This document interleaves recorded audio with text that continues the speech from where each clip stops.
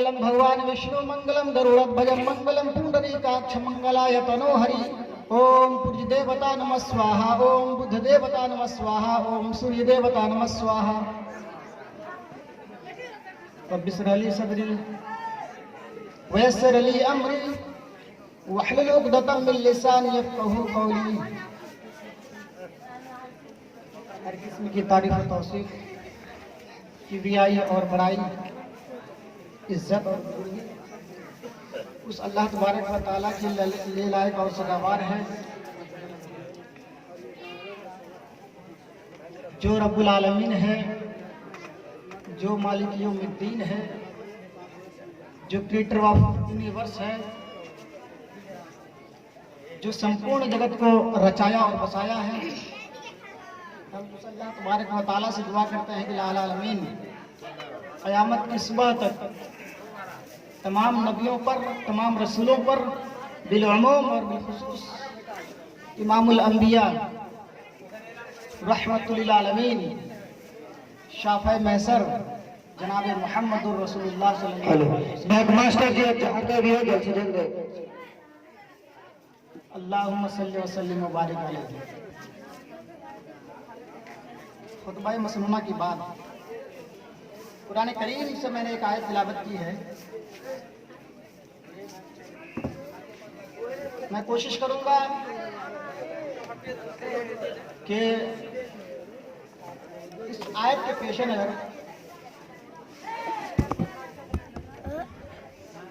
मुहम्मदुर रसूलुल्लाह सल्लल्लाहु अलैहि वसल्लम की सीरत को आपके सामने रखने की कोशिश करूंगा। अल्लाह तबारक व तआला से दुआ है कि या आलमीन हम लोगों को कहने सुनने से ज्यादा अमल की तौफीक दे।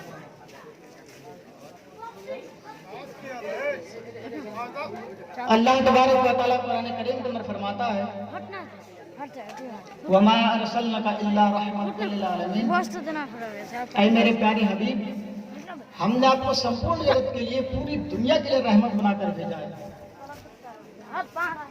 अल्लाह के रसूल सल्लल्लाहु अलैहि वसल्लम के आने से पहले बहुत सारे रसूल आ चुके हैं।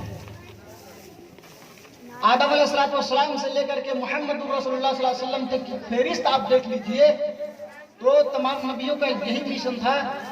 तमाम नबी यही पैगाम लेकर के आए, अशहदु अल्ला इलाहा इल्लल्लाह, यानी लोगों इस बात की गवाही दो कि अल्लाह के अलावा कोई पूजा योग्य नहीं है, यानी अल्लाह के अलावा कोई माबूद नहीं है, पूजा करने के लायक सिर्फ अल्लाह तबारक व तआला है, उसके अलावा कोई नहीं है। लेकिन जब हम हिंदू धर्म की किताबों को देखते हैं, आज हमारे हिंदू भाइयों में से बहुत सारे लोग 360 देवी देवताओं की भी पूजा करते हैं, कुछ लोग तो हजारों की भी पूजा करते हैं, कुछ लोग तो 33 करोड़ देवताओं की पूजा करते हैं। आप मनवस्मृति उठा लीजिए तो मनवस्मृति के अंदर आपको यह अल्फाज मिलेगा कि 33 करोड़ देवताओं की पूजा करना अनिवार्य है, जरूरी है। 33 करोड़ देवताओं की अगर पूजा नहीं किया, ये अगर अप्रसन्न रहा, नाखुश रहा, तो जिंदगी भर की तपस्या भंग हो जाएगी। मेरे भाइयों, यही तो चीज मोहम्मद रसूलुल्लाह सल्लल्लाहु अलैहि वसल्लम लेकर आए लोगों, तुम 360 देवी देवताओं की, 35 करोड़ देवताओं की पूजा क्यों करोगे? उनमें से अगर एक भी नाखुश रहा, एक की भी पूजा नहीं हुई तो तुम्हारी सारी पूजा भंग हो जाएगी, सारी सुआ हो जाएगी, जला दी जाएगी। उस अल्लाह तबारक व तआला की पूजा करो जो संपूर्ण जगत को बनाया है, हम इंसानों को पैदा किया है। आज वही तो मुहम्मदुर रसूलुल्लाह सल्लल्लाहु अलैहि वसल्लम पैगाम लेकर के आए, जिसके बारे में अल्लाह तबारक व तआला ने फरमाया वमा अरसलनाका इल्ला रहमतल लिल आलमीन।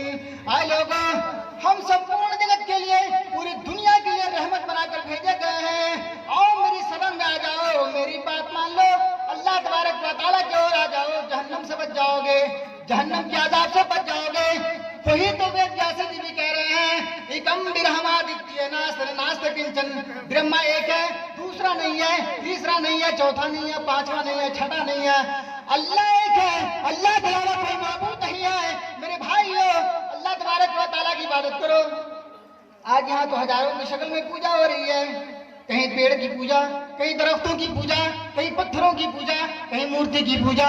अरे जिसको तो भगवान मानो मेरे भाइयों, वो तो बोल नहीं सकता है, वो तो हरकत नहीं कर सकता है, तुम्हारी आवाज को वो सुन नहीं सकता है। ऐसी بھی نہیں سنتا, جو تم بول رہے ہو اس کو سننے کی بھی طاقت نہیں رکھتا.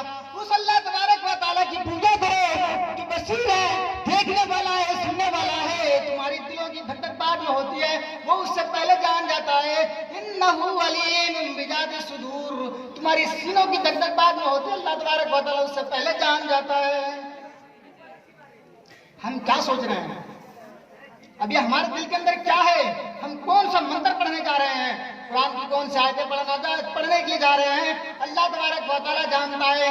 مولانا بھی کون سا منتر پڑھ رہا ہے اور کوئی پڑھنے والا ہے آپ کے بعد میں کون سا قرآن کی آیتیں پڑھے گا, منتر پڑھے گا, کون سی بات بتائے گا؟ میرے بھائی اللہ تبارک و تعالیٰ کو پتا ہے, ہم انسانوں کو پتا ہی نہیں ہے. جب حضرت ابراہیم علیہ السلام آئے, دیکھا میرے باپ اگر اپنے ہاتھ سے بت تراشتے ہیں, پتھروں کو بناتے ہیں, ایک مورتی کی شکل میں پیدا کرتا ہے, انسان کا روپ دیتا ہے, ان کے سامنے کھڑے ہو جاتا ہے.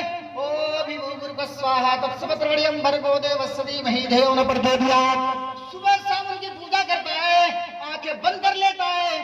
میرے بھائیوں, ابراہیم علیہ السلام کی عقل میں یہ بات بیٹھ گئی, میرا باپ یہ کتنا بڑبک ہے, میرا باپ یہ دیکھو اپنے ہاتھ سے بت تراشتا ہے اور ان کو مورتی کی شکل میں دیتا ہے, ایک انسان کی شکل دیتا ہے, اور شکل دینے کے بعد وہ اپنے اس مورتی کے سامنے کھڑے ہو جاتا ہے اور دونوں ہاتھ جوڑ کر کے پھر نگاہیں بند کر لیتا ہے, آنکھیں بند کر لیتا ہے اور یہ منتر پڑھتا ہے. حضرت ابراہیم علیہ السلام نے کہا کہ میرے ابو, یہ کون سے تمہارا معبود ہے جن کو تم اپنے ہاتھ سے بناتے ہو, پتھروں کو پہاڑ سے کاٹ کر لاتے ہو اور پھر اس کی تراشتے ہو, ان کی شکلیں بناتے ہو, ان کا ناک, کان, آنکھ سب کچھ بنانے کے باوجود پھر اس کے سامنے تم اپنے سر کو ٹیکتے ہو, یہ تمہارا کون سا خدا ہے؟ آئے میرے ابو, اس خدا کی عبادت کرو جس نے تمہیں پیدا کیا ہے, اس پتھر کو بھیجا ہے, اس پتھر کو پیدا کیا ہے, جس نے تم کو غذا دیتا ہے, اس اللہ تبارک و تعالیٰ کی عبادت کرو. حضرت ابراہیم علیہ السلام کی باپوں کے عقل میں بیٹھ جاتا ہے, یہ میرا بیٹا میری ہی انسلٹی کر رہا ہے. ارے نمرود کے بادشاہت میں ہماری سکہ چلتا ہے, دوسرے نمبر پر میں ہوں اور میری انسلٹی ہو رہی ہے, میرا بیٹا میرا انسلٹ کر رہا ہے. حضرت ابراہیم علیہ السلام سے کہا, اے میرے بیٹے, تم جس معبود کی, تم جس اللہ کی, تم جس بھگوان کی اور بلا رہے ہو, اس کو چھوڑ دو.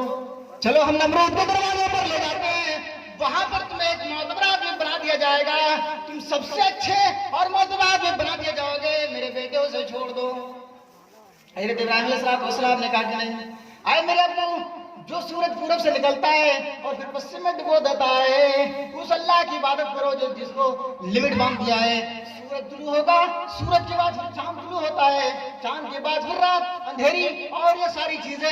میرے بھائیو, حضرت ابراہیم علیہ السلام کی یہ بات سن کر کے اگر غصے میں آ جاتا ہے, نمرود کے دروازے پر جاتا ہے اور نمرود کے چیلے چمچے سے کہہ دیا جاتا ہے کہ میرے بھائی, میرا بیٹا میری انسلٹی کر رہا ہے, میرے خداؤں کی درگت دیکھ کر کے میرے خداؤں کی یہ برا بھلا کہتا ہے, میرے خدا کی یہ انسلٹ کر رہا ہے, ہماری بھی انسلٹی ہو رہی ہے. اے میرے بھائی, ذرا اس کو روک لو, اسے ڈراؤ, دھمکاؤ. حضرت ابراہیم علیہ السلام کو ڈرایا دھمکایا جاتا ہے, ڈرایا جاتا ہے کہ اگر تم اس کام کو نہیں چھوڑو گے, تم اللہ کی اور لوگوں کو بلانے سے باز نہیں آؤ گے, تو ہم تمہیں جلا دیں گے, تمہیں مار ڈالیں گے. حضرت ابراہیم علیہ السلام نے کہا کوئی بات نہیں, تم ہمیں مار ڈالو, لیکن ہم تمہارے جھوٹے خداؤں کی عبادت کرنے والے نہیں ہیں.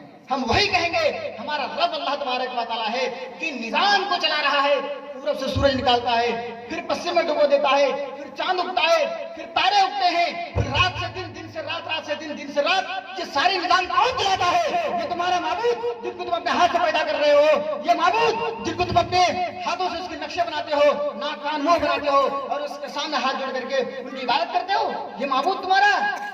ارے ان کو تو میں اپنے جوتوں کی نوک پر ٹھکراتا ہوں. حضرت ابراہیم علیہ السلام نے کہا. آخرکار ابراہیم علیہ السلام کو بلایا جاتا ہے, نمرود کے دروازے پر بلایا جاتا ہے. نمرود بلاتا ہے کہ میرے بیٹے, تم باطل خداؤں کی جو ہمارا خدا ہے, جو ہماری معبود ہے, تم ان کی برا بھلا کہتے ہو, ان کو تم برا بھلا کہہ رہے ہو. آئے میرے بیٹے, چھوڑ دو یہ ساری باتیں, آ جاؤ میرے سامنے میں, آ جاؤ میرے گود میں, آ جاؤ میرے دربار میں. ہم تمہیں معتبر آدمی بنا دیتے ہیں, ہم تمہیں ایک اچھا آدمی بنا دیتے ہیں, تمہاری حکومت پر یہ ساری حکومت چلے گی. آئے میرے بیٹے چھوڑ دو. حضرت ابراہیم علیہ السلام نے تمہاری باطل خداؤں کی ہم تصدیق نہیں کر سکتے، یہ تمہاری باطل خداؤں کو مان نہیں سکتے۔ اے میرے بھائی، جو کرنا چاہو کر لو۔ حضرت ابراہیم علیہ السلام کا جواب سن کر نمرود غصہ